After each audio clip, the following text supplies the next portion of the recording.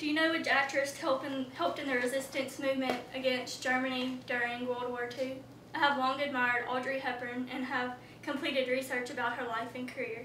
Today I will discuss the childhood, education, career, and achievements of Audrey Hepburn. Audrey Hepburn was born Audrey Kathleen Rustin on May 4, 1929 in Brussels, Belgium. She was the daughter of J.A.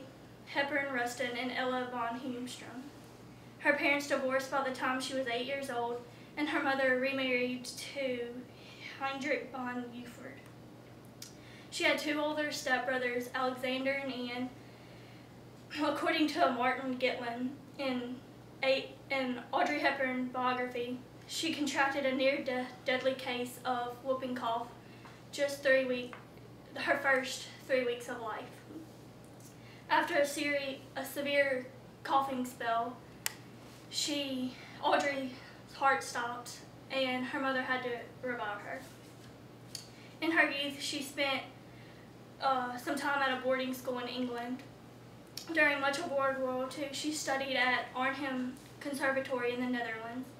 After the country was invaded by Nazis, Audrey and her mother struggled to survive, often going days without food. She was reported to have helped the resistance movement by delivering messages, according to the New York Times. Audrey had always been interested in dance, and after the war she pursued that interest.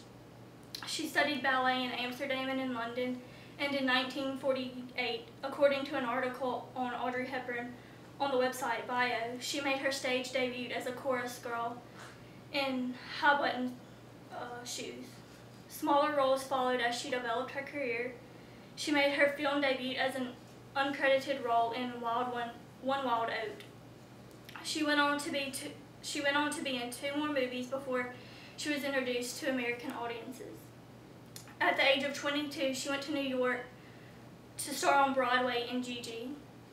After success with Gigi, Hollywood began to take notice of the new star. After only 2 years, she took the world by storm in a film, Roman Holiday, co-starring with Gregory Peck. She won Best Actress Academy Award for her performance. She went on to co-star in 5 more films before her performance in Breakfast at Tiffany, where she received her 4th Academy nomination for her performance. For the rest of the 1960s, she starred in Charade, My Fair Lady, and Wait Until Dark, for which she gained her 5th Academy Award nomination. Hepburn was and always will be a fashion icon who is famous for her slender figure and hearty appetite, according to Liz McNeil of People magazine in the article At Home with Audrey Hepburn. In her later years, remembering the nights when she went without food, she became a goodwill ambassador for UNICEF, working on behalf of children in need. She made more than 50 trips to Asia, Africa, and South and Central America, visiting UNICEF projects and helping build awareness for children in need.